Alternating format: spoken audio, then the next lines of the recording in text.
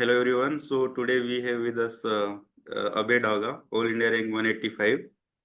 He has 288 marks in mathematics, 149 plus 139. That's a good score.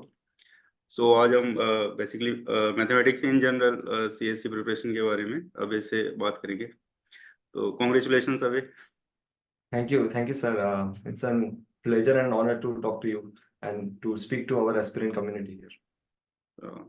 तो जो कि traditional question बना हुआ है कि जब रिजल्ट आया तो आपका रिएक्शन क्या था और मतलब क्या कर रहे थे आप सोडो.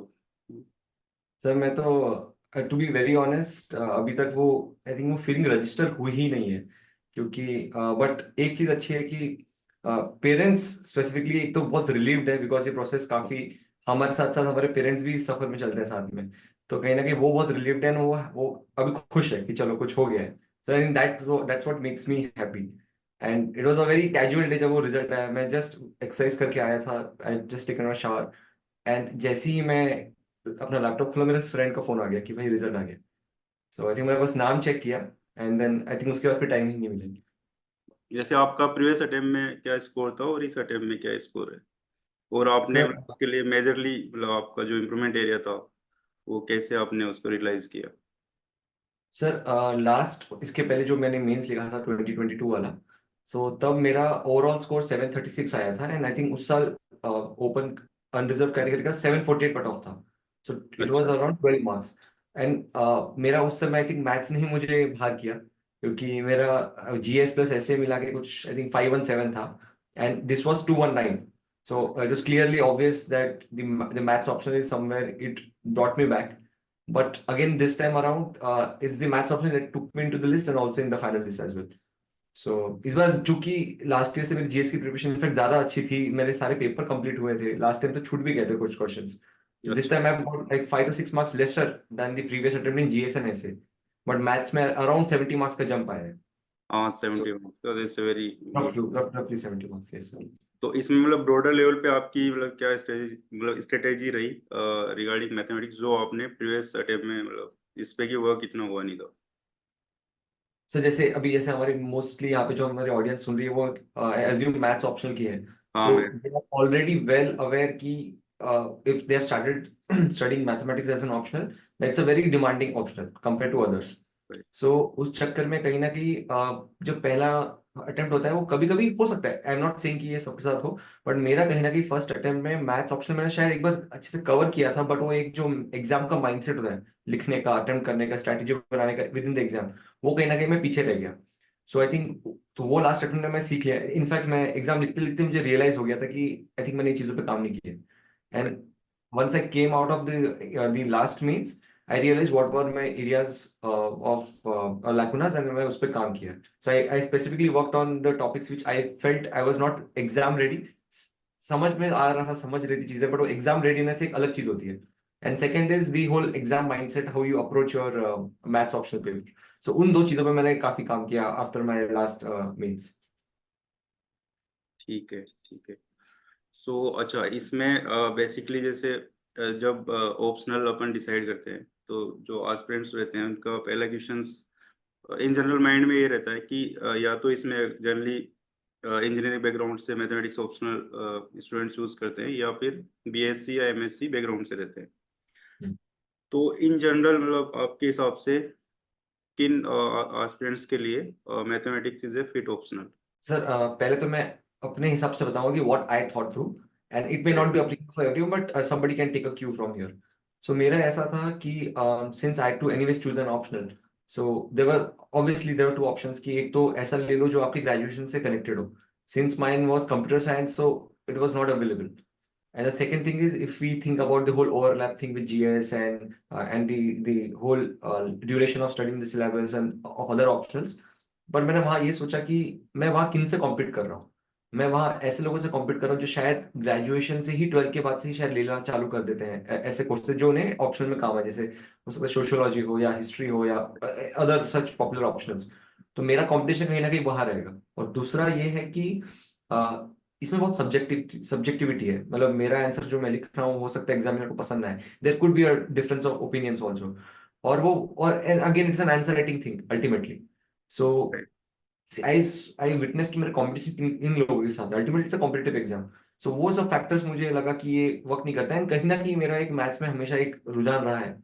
तो उस चक्कर में, और and I also we understand कि मैथ्स में एक फिक्स्ड आंसर है, अगर वो आप लाते हैं nobody can deny you marks. So that's an advantage here. So this 3-4 factors made me think about maths. And coming to people who should opt for mathematics, I Right. think obviously people who have done their graduation and post graduation in maths, I think they are very well suited for this, provided they have the interest. I think that is a must. There is no second doubt about it. Second, people who are from engineering background, kahin na kahin, mathematics is very the mindset of engineering and the mindset required for studying mathematics as an option is very similar. So I think वो कहीं ना कहीं हमारा एक mindset बना रहता है, तो वो लोग ले सकते हैं.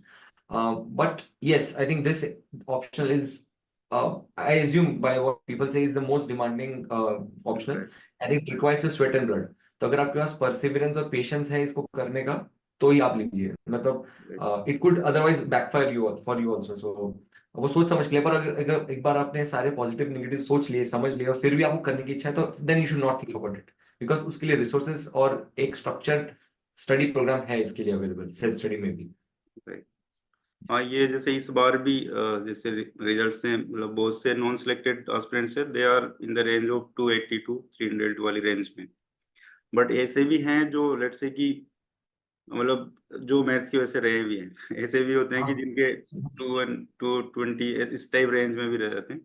तो वही है जो जैसा कि आपने कहा कि इसमें मतलब अगर जेई और इस वाले मैथ्स में अगर अपन थोड़ा अगर कंपेयर करें तो यहाँ पे थोड़ी मतलब मेहनत वाली चीज ज्यादा है, मतलब परसिस्टेंस. मतलब एक ऊपरा ऊपरी आइडिया देने के लिए, कहीं ना कहीं जो एक पूरा बीएससी और एक एमएससी का जो सिलेबस है 5 साल का, राइट. आपको कंडेंस करके 1 से 1.5 साल में पढ़ना है, अगर आपको 1-2 अटेम्प्ट में अगर आप एम करते हैं निकालने का इसे, तो राइट. कहीं ना कहीं वो एक फैक्टर आपको हमेशा माइंड में रखना है. सो अकॉर्डिंगली आपके एफर्ट्स भी वैसे लगेंगे इसमें. राइट. अच्छा, ओके. जनरली किसी भी मतलब एग्जाम का माइंडसेट हमें जानना होता तो वी रेफर पीवाईक्यूज. सो यहाँ पर मतलब मैथमेटिक्स के कॉन्टेक्स्ट में इन जनरल सीएसई में पीवाईक्यूज का रोल और suggestion of yours to the aspirants की पीवाईक्यू को जैसे ऐसे भी देखा गया कि बहुत से एस्पिरेंट्स मतलब एक या दो टाइम हो गए पर पीवाईक्यू नहीं देखे हमने, मतलब जो भी हम्म. मटेरियल है वही किए जा रहे हैं.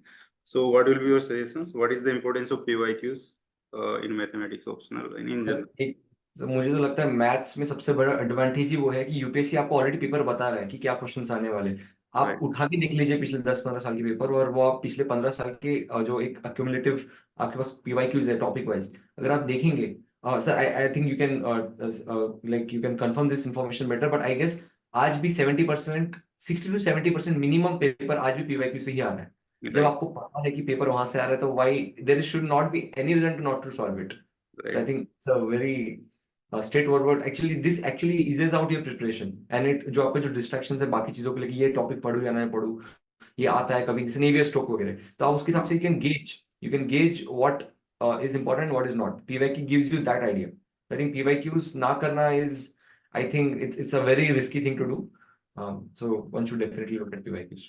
राइट. एटलीस्ट जो थीम होती है वो हमें पता चलती है पीवाईक्यू से. जैसे मॉडर्न अलजेब्रा इन जनरल जो है जनता में थोड़ा फियर फैक्टर रहता है उसका. बट अगर उसमें भी देखें जैसे इस बार जैसे क्वेश्चन आए थे जो टू थ्योरम्स है R by I and R by M, field and hmm. Integral domain वाली, तो वो पीवाईक्यूज थीम्स है बेसिकली. सो पीवाईक्यूज की इम्पोर्टेंस है. और एक और चीज सर इसमें ऐड करना चाहूंगा, कभी कभी आप जैसे कोई टेक्स्ट बुक पढ़ते हैं या कोई भी सोर्स पढ़ते हैं आप किसी टॉपिक के लिए, और अगर आपको लग रहा है कि ये बहुत ओवरवेलमिंग हो रहा है मुझे पढ़ने के लिए, सो इसमें आपने 1 मिनट के लिए आपकी किताब साइड में रख के एक बार पीवाईक्यूज देख लेना चाहिए, और यू शुड नो कि कितना पढ़ना है, कहाँ तक पढ़ना है, और क्या नहीं पढ़ना है. उससे it eases out your whole anxiety part also. So I think PYQs हमेशा एक नजर में रहनी चाहिए, ताकि आपको पता है कि यहाँ पे आप अटेम्प्ट क्या कर रहे हैं यहाँ पर. So I think this is another advantage of PYQs. हाँ, मतलब पीवाईक्यू से प्रायोरिटीज तो अपनी सेट होनी चाहिए कि पहले ये पार्ट हमें करना है. जैसे on this related note I would like to add कि जैसे अपन पीडी पढ़ते हैं उसमें 4 पीट कहीं मेंशन नहीं है सिलेबस में. But if you see the PYQs तो 4 पीट बहुत रेगुलर पूछा जाता है.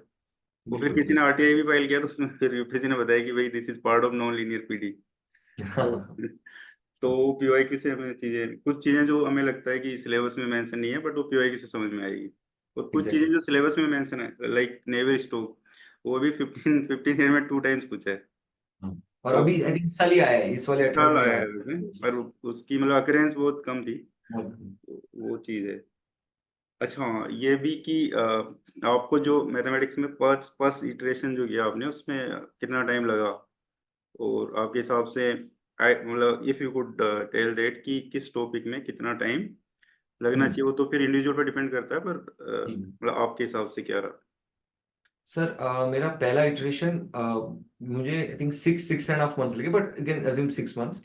वो भी इसलिए क्योंकि मैं कहीं ना कहीं daily, when I started off with the whole preparation process, मैंने पहले 6-7 महीने थोड़ा मैथ्स को ज्यादा ध्यान दिया, क्योंकि मुझे पता है कि एनीवेज जब प्रीलिम्स पास आएगा तो I will have to anyways shift my focus.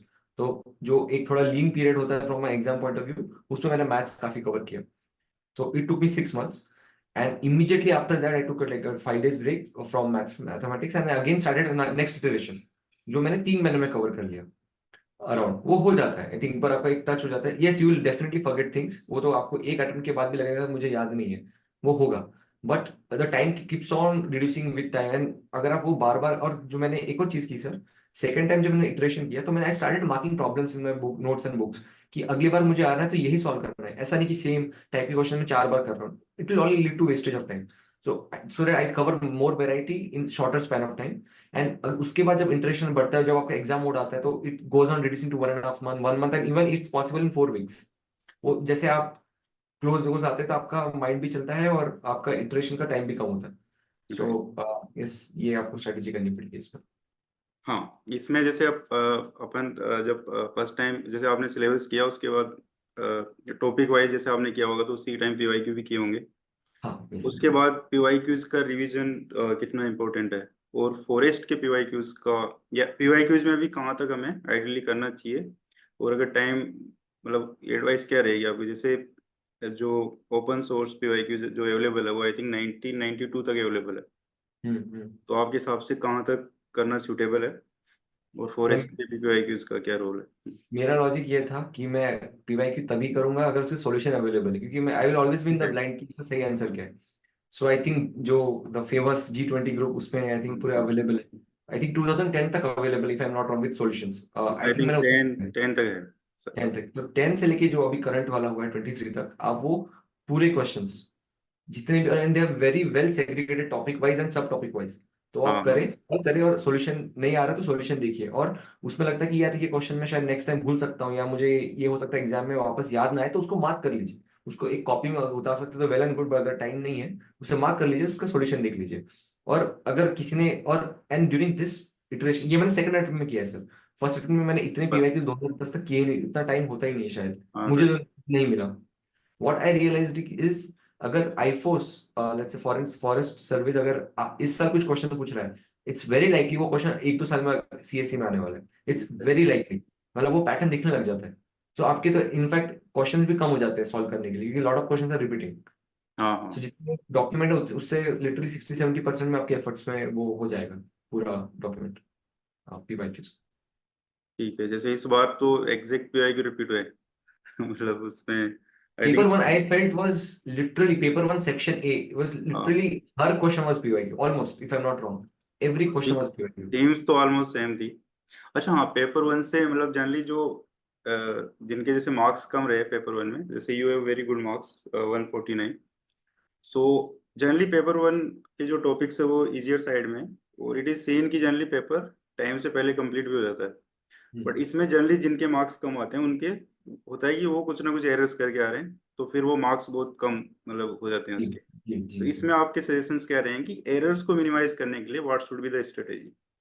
I think accuracy is, as you mention, is utmost required paper one में। और राइट।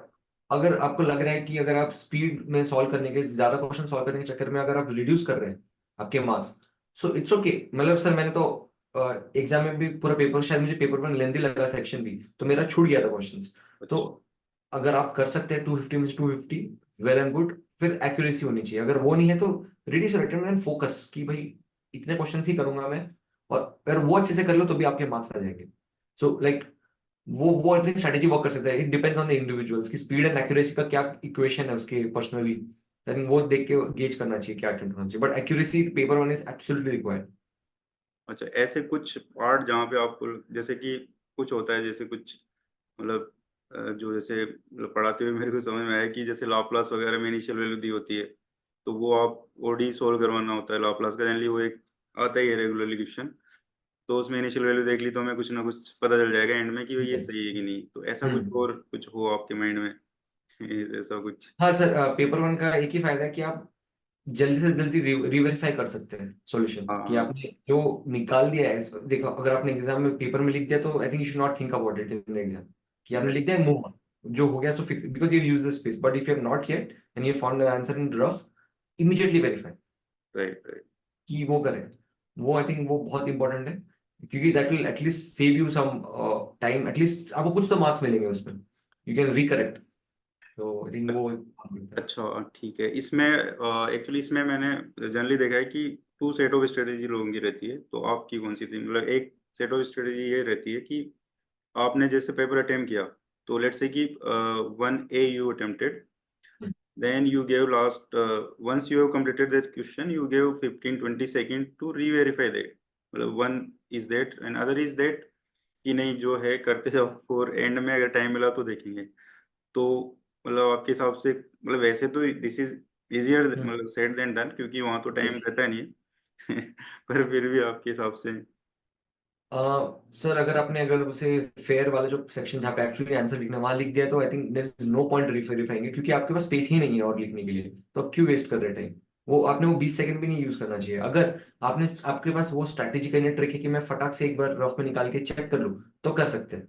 एटलीस्ट वो आपको फिर आपको पता है कि this 10 marks 50 marks is in your pocket. अगर राइट आपने फेल कर दिया तो it's no point, move on, it's okay. जैसे प्रीलिम्स में होता है, हमने गलती से बबल कर दिया तो you move on, you don't have to stop. वो अगर आप उसमें टेंशन लेंगे तो आपके बाकी भी क्वेश्चंस खराब होने लगेंगे।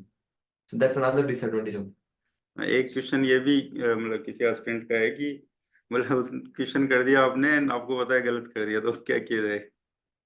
आगे बढ़िए, आप ये सोचिए कि आप एक इनिंग्स खेल रहे हैं, आप एक एक बहुत इंपॉर्टेंट बैट्समैन है जो है वो आउट हो चुका है, you move on, you build the innings, इसमें रुक नहीं सकते आप। Match right. चलती, आई थिंक वो माइंडसेट रखना है इसमें। You unless move on. आपके पास स्पेस है तो हाँ, जनरली वो वो तो स्पेस, सर वो तो ऑब्वियस स्पेस है तो you can still work out, but generally generally वो होता स्पेस। नहीं है ऐसा। Right right. अच्छा हाँ, जैसे फिजिक्स मतलब जो मैथ पार्ट है जनरली उसमें टॉपिक्स जैसे पेपर वन में हो गया, उसमें स्टैटिक्स डायनेमिक्स हो गया, पेपर टू में अपना फ्लूइड एंड मैकेनिक्स हो गया, एंड मॉडर्न अलजेब्रा हो गया। तो इनमें जनरली स्टूडेंट्स में कॉन्फिडेंस नहीं रहता, तो इसके लिए आप क्या सजेस्ट करोगे? क्या सोर्सेज होने चाहिए वगैरह?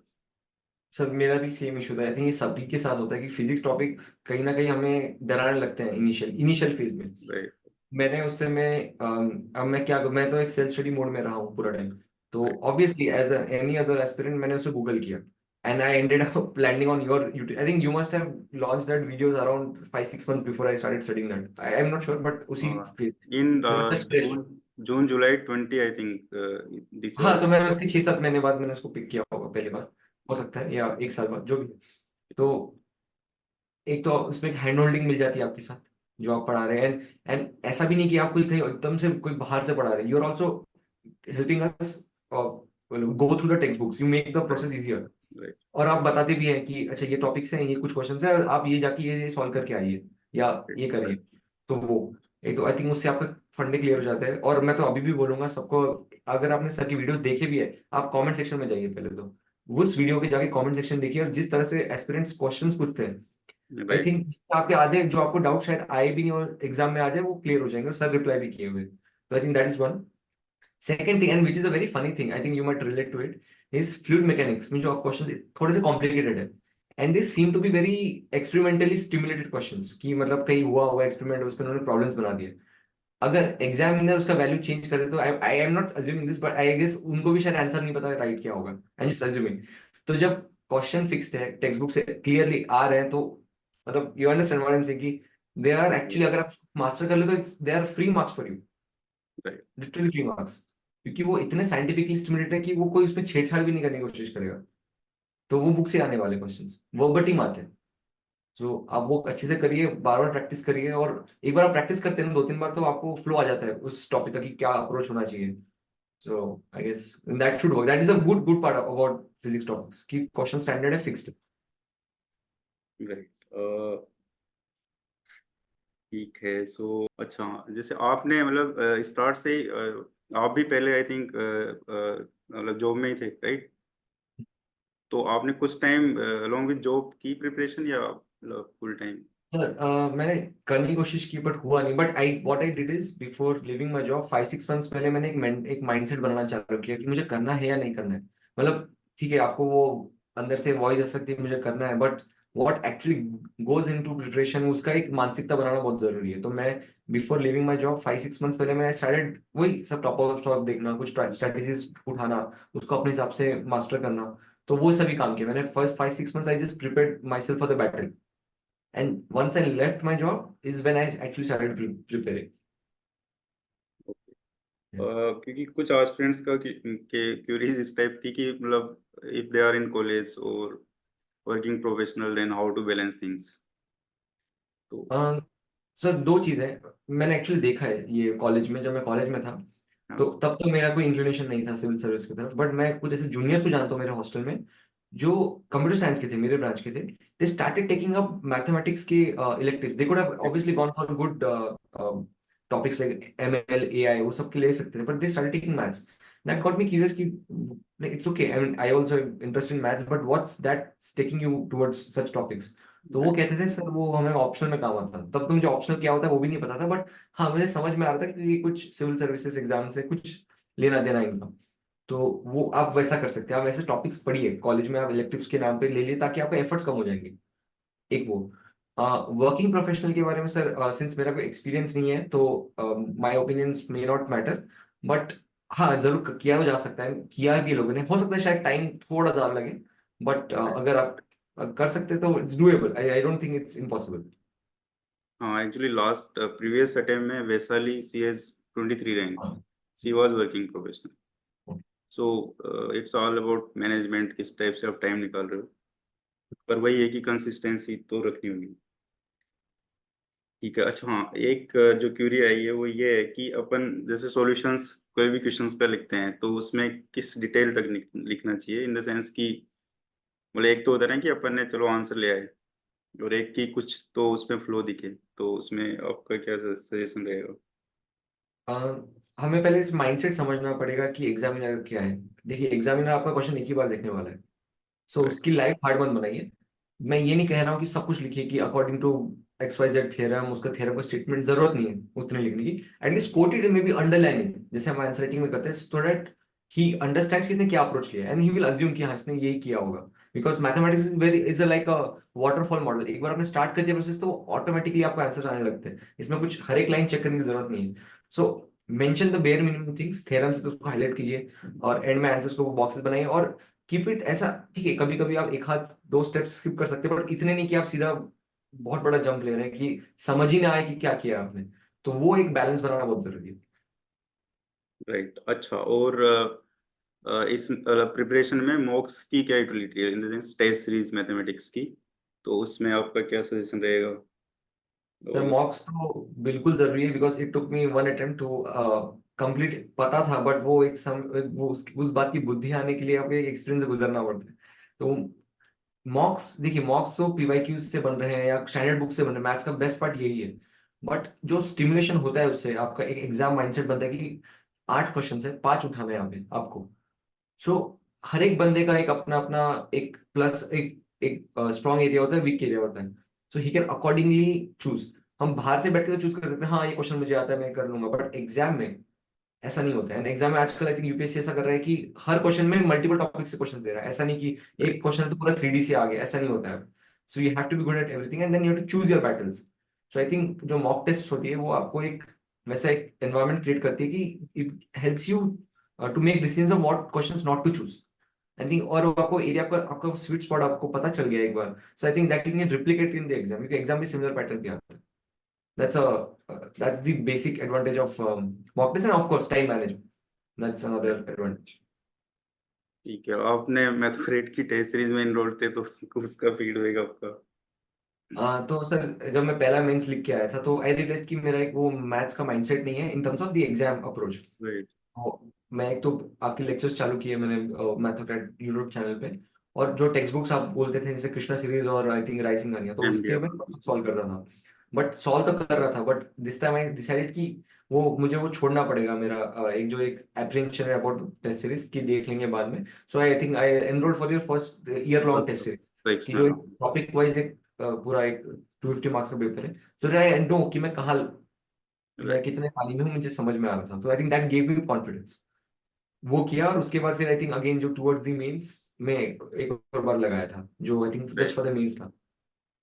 राइट नाउ आई रिमेम्बर कि आप टेलीग्राम पे नहीं थे, तो मुझे उसको ईमेल करना ईमेल। पड़ा। राइट। प्रीलिम्स और मेंस के बीच का टाइम कैसे मैनेज करें? मैथमेटिक्स को कैसे और जीएस को कैसे बैलेंस करें? गिव अज्यूमिंग कि अगर आपका प्रीलिम्स अगर क्लियर हो रहा है, so I think you have a good hold on GS parts. मतलब I can assume of course आपको there are answer writing things and there is whole writing process, बहुत चीजें इसमें इन्वॉल्व है, टेस्ट सीरीज है वो, but as a knowledge base आपका I think you are at a bare minimum जो चाहिए एक मेंस के लिए। ठीक है, तो आई थिंक अगर आपका सिंस आपका मैथ्स इतना डिमांडिंग ऑप्शनल है, so for the first 15-20 days या जब तक रिजल्ट नहीं आ रहा है आप मैथ्स कर लो, क्योंकि एनीवेज आप हमेशा द्वंद में रहोगे कि रिजल्ट आ रहा है नहीं आ रहा है, क्योंकि आजकल एग्जाम्स ऐसी बन रही है प्रीलिम्स की कि you are not sure, barely 2-3-5% would be sure कि मेरा तो क्लियर हो रहा है। तो आप मैथ्स कर लीजिए, अगर आपका नहीं भी हो रहा है तो एनीवेज आपके नेक्स्ट अटेम्प्ट के लिए आपको काम आने वाले हैं, and it will be good change from the prelims mode जो हम 2-3 महीने लगाते हैं, तो we are saturated with information. So I think maths gives you good change. And also काफी टाइम बाद आप मैथ्स कर रहे हैं तो आपको टाइम लगेगा, स्पीड आने में टाइम लगेगा 10 दिन 15 दिन। तो बाय द टाइम रिजल्ट आता है you will be already up and running, आप एक अपने एक जोन में आ चुके हो मैथ्स के। तो आई थिंक वो करना चाहिए स्टार्टिंग में, एंड पहले एक बार मैथ्स का इटरेशन कर लो, कुछ नहीं होता है अगर बाकी जीएस छूटे तो उतना अगर आपको लग रहा है थोड़ा फोमो हो रहा है, do essay and ethics in the first 1-1.5 month, but maths को ज्यादा ध्यान दो। एक बार आपका मैथ्स पकड़ आ जाती है, then revise test and then split into half half, half GS half maths, and then test series आपको लिखते रहना है। राइट। अच्छा, ये शॉर्ट नोट्स जो हम बनाते हैं, तो हम्म। वो मतलब ये आपके हिसाब से उसकी जरूरत है, और है तो मतलब क्या यूटिलिटी है उसकी?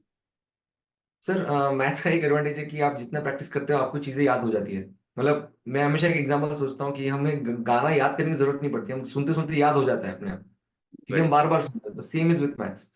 फिर भी आपको लगे कि यार कहीं ना कहीं कुछ ट्रबल कर रहा है, वो आपको टेस्ट सीरीज में फीडबैक मिल जाएगा कि आप ये गलत कर रहे हैं, प्लस का माइनस कर रहे हैं, तो उसके आप नोट्स बना लो एक पेपर में, ताकि जो 2 घंटे का गैप होता है या एग्जाम के एक रात पहले आप बस उसका नजर से घुमा लो, तो आपके माइंड में आपकी जो कैश मेमोरी होती है हमारे कंप्यूटर की, तो वैसे आपकी मेमोरी में रहेगी वो, और बाकी तो आपको आ जाएगा। So I think that will also not stress you out in terms of कि कितना रिवाइज करने को बचा है एक दिन पहले। सो आई थिंक उस चीज की नोट्स बनाओ जो आप बार बार बोल रहे हैं, फॉर्मूलाज हो या कोई थ्योरम हो या कोई एक टिपिकल प्रॉब्लम हो जिसमें एक टिपिकल आपको एक अजम्पशन लेना पड़ता है, कंसिडरेशन लेना पड़ता है, वो आप नोट कर लीजिए। आई think that should be good enough. अच्छा, और प्रूफ बेस्ड क्वेश्चंस किन टॉपिक्स में करने चाहिए हमें, और कौन से टॉपिक्स में जिनमें इतना प्रूफ बेस्ड चीजें करने का इतना फायदा नहीं है, क्वेश्चंस या थ्योरम्स? मतलब ऐसा डाउट है कि आपका मतलब ओवरऑल एक्सपीरियंस कैसा है कि जनरली न्यूमेरिकल्स डोमिनेट करते हैं मैथमेटिक्स में, या प्रूफ वाले भी कुछ चैप्टर्स में इंपॉर्टेंट है, theorems? I think numericals of course P1 paper 1 में ज्यादा डोमिनेटिंग है, पेपर 2 में इज मोर थ्योरम्स। बट जो स्टैंडर्ड थ्योरम्स हैं जो बार बार आ रहे हैं, ग्रुप थ्योरी के कुछ थ्योरम्स है वो हमेशा हाँ, याद है। होमोमॉर्फिज्म ले लीजिए आप, और बीच में का गया। आता ही आता है, रेयरली कोई साल नहीं आएगा। तो उसका जो आई थिंक कैनोनिकल फॉर्म वाला जो नेचुरल होमोमॉर्फिज्म वाला है वो आप कर लीजिए, वो तो इट्स अ मतलब literally it's a low hanging fruit, right. काफी इजी है। तो वो आप कर लीजिए, यू आइडेंटिफाई, इसलिए PYQs again you have to go back to your PYQs, understand and take back some inputs की हमें कैसे प्रिपेयर करना। हाँ, जैसे अगर इस बार। न्यूमेरिकल्स फिर भी आपको धोखा दे सकती है, प्लस का आपने माइनस कर दिया, योर योर हाँ। Your your question, but theorem में नहीं होता है। राइट। थ्योरम ऐसा नहीं होता, थ्योरम ने बार बार देख लिया है तो इट्स लाइकली आप वो सही करके आएंगे। राइट, वैसे जैसे इस बार questions I think modern algebra के दो क्वेश्चन थे, वो कोची से डायरेक्ट हो रहे थे। तो कुछ कुछ थ्योरम है, और केले थ्योरम है एक जो कभी फॉरेस्ट में पूछ लेता है, कभी हम्म। सीएस में पूछ लेता है। तो आई थिंक मॉडर्न में थ्योरम्स का थोड़ा मतलब उधर क्वेश्चंस और थ्योरम में ज्यादा डिफरेंस रह नहीं जाता मॉडर्न में। और सर एक और चीज मैंने ऑब्जर्व की थी जब मैं वो पीवाईक्यूज देख रहा था, I have seen forest service की जो एग्जाम्स हैं वो बहुत बैलेंस्ड, मतलब हर टॉपिक को टच करेगा वो। But right. CSC is very skewed, वो उसको कुछ पसंद है टॉपिक तो 5-6 साल उसी का ही पूछेगा, वो बाकी टॉपिक्स इग्नोर भी कर देता है। It's very skewed, it's homomorphism in modern algebra, it's favourite topic. Right. हमेशा पूछते हैं, हाँ। हमेशा, मतलब उसमें कोई डाउट ही नहीं है। तो वो आपको पैटर्न्स, आप जितने बार पीवाईक्यूज देखोगे आपको पैटर्न समझ में आएगा, और आपको समझ में आएगा कि यूपीएससी का mindset, I mean the exam जो पेपर सेट करे उनको किस अप्रोच से पेपर सेट करे। हाँ, जैसे अभी आपने ये बताया, तो फिर रियल एनालिसिस में अगर आप लैग्रांजेस मल्टीप्लायर देखोगे, हम्म। वो एक साल में दोनों पेपर में पूछ लेता है। और वो तो उसके Graded साथ वाले। पीवाईक्यूज तो हाँ सेम, और वो तो क्वेश्चन की वैल्यू भी चेंज नहीं करते हैं, वो हर 3-4 साल में क्वेश्चन रिसाइकल होते रहते हैं इसमें पूरे। हाँ, और उसमें क्वेश्चंस ऐसे होते हैं कि अगर आपने वो प्रैक्टिस नहीं किया ना, तो क्योंकि कुछ में तो मैक्सिमम पूछ रहा है, पर वो मैक्सिमम भी एक इक्वेशन के फॉर्म में आ रहा है। जी जी अगर जी। आपने वो किया नहीं है तो आप वहाँ एरर करोगे ही। तो सही बात है, वो पीवाईक्यूज मस्ट है, मतलब अच्छे इससे से। तो ऐसा भी लगा कि सर मैथ्स का मैंने एक ऑब्जर्व किया है कि अगर आपको कोई क्वेश्चन दे दिया जाए आप आराम से कर लेंगे घर पे, मैं मुझे कोई डाउट नहीं, अगर आपने एक right. Decent amount of practice किया आप हो जाओगे। बट एग्जाम कैसा है, exam is time sensitive thing. तो वहां पर अगर मेरा ओपिनियन है, हो सकता है मे बी रॉन्ग, मेरे साथ ऐसा वर्क करता है, अगर मैंने क्वेश्चन कभी पहले देखा नहीं है, घर पे कभी सॉल्व नहीं किया है, तो इट्स वेरी लाइकली मेरे से एग्जाम में नहीं होगा। मैं कर सकता हूँ but right. I will have to compromise on the time. हाँ, और वो तो है। मैथमेटिक्स। Right, right. और मैथमेटिक्स में क्वेश्चंस भी थोड़े, जैसे 15 या 20 मार्क्स का है, तो उसमें जनरली आपको पहले से मतलब उस टाइप उस थीम पे एटलीस्ट प्रैक्टिस आपकी। जी जी जी। राइट। ठीक है। अबे, ओवरऑल आपका मतलब सजेशन क्या रहेगा स्टूडेंट्स को? सर मैं अपना ऑनेस्ट फीडबैक बताता हूँ, मेरा मैथ्स ऑप्शन का जर्नी कैसा रहा है, and I think lot of people might relate to it. अभी ठीक है सर, मेरा रिजल्ट आ गया है and I am fine, and चलो ठीक है, अच्छा हुआ मैथ्स ऑप्शन लिया। But to be very honest, मैं ये सच बता रहा हूँ अभी, कि जो मेरा सेकंड अटेम्प्ट था, शायद हमारी बात भी हुई थी उस समय, हाँ। राइट। कि जो एग्जाम से 1.5 महीने पहले तक आई वाज थिंकिंग कि यार मैंने सही तो किया है मैथ्स ऑप्शन लेके, सही तो किया, क्योंकि वो डाउट आ ही रहा था फिर भी, मतलब see despite being very consistent in maths, ये होता है, इट्स वेरी नॉर्मल। बट मैंने उसके बाद फिर सिर्फ मैंने सब छोड़ दिया साइड में, सिर्फ पीवाईक्यूज लगाए, पीवाईक्यूज लगाए 15 साल के, डिलीजेंटली सॉल्व किया सब कुछ। 20 days बाद after 3 weeks my opinion was यार सही किया मैथ्स लेके, ये नहीं लेता तो मेरा नहीं निकलने वाला। तो right. See things change in within 3 to 4 weeks, ये होता है। और ये होगा, आपको सबको लगा कि यार बहुत ज्यादा ले लिया मैथ्स, बहुत बहुत आपको दर्द हो सकता है देगा वो, बट आपको लगे रहना है, जो थोड़ा सा क्रॉस कर लेता है थ्रेशोल्ड, फिर it becomes literally a very easy thing to do, बहुत नेचुरली हो जाता है मैथ्स। बट आपको थोड़ा सा पेशेंस ज्यादा लगता है मुझे लगता है मैथ्स में। So if you're getting this feeling, if you're in such state, it's okay. It's very normal to feel like that. But don't give up on your efforts. In fact, ऐसे time पे आपको effort थोड़े बढ़ा बढ़ा लेने चाहिए, ताकि you will reach that state much earlier and much faster. ठीक है। और लास्ट क्वेश्चन अवैध की, इस एग्जाम में ये ऐसी फेजेस आती है, जैसे रिलेटेड क्वेश्चन ही हो गया, कि समटाइम्स वी फील कि नहीं होने वाला, मतलब एंजाइटी वगैरह होती है, तो उससे कैसे डील किया जाए? हाँ सर, इस एग्जाम में तो मतलब there are more lows than highs. Right. तो ये तो होता ही है, बहुत नॉर्मल है प्रोसेस का। तो ये इसलिए भी होता है, शायद मैं इनिशियली ये भी गलती कर रहा था इनिशियल फेज में, कि हम अज्यूम कर लेते कि एटलीस्ट 2 साल लगेंगे, 3 साल लगेंगे, या हो सकता 4-5। We see all kind of stories about people who get selected. तो अगर हम वो सोचते हैं तो हम डर जाते हैं कि यार बहुत टाइम लगेगा, क्योंकि हम वी लिव इन एज यहाँ पे हमें सब इंस्टेंट चाहिए। तो आई रियलाइज दैट कुड स्ट्रेस में, और तो मैंने वो सोचना ही छोड़ दिया। What you should do is कि आप इतना इंश्योर करो कि आज रात को मैं इतनी मेहनत कर लूं कि मैं रात को चैन की नींद सो पाऊं। मैं वही करता था कि मुझे रात को नींद आ जाए, कल की कल देखेंगे, क्योंकि अगर रात को नींद नहीं आई तो नेक्स्ट डे भी खराब होने वाला है, and so on and so for, फिर साइकिल चलते रहते। सो आप आज के टारगेट बनाओ, आज का कर लो, build your it's a test match.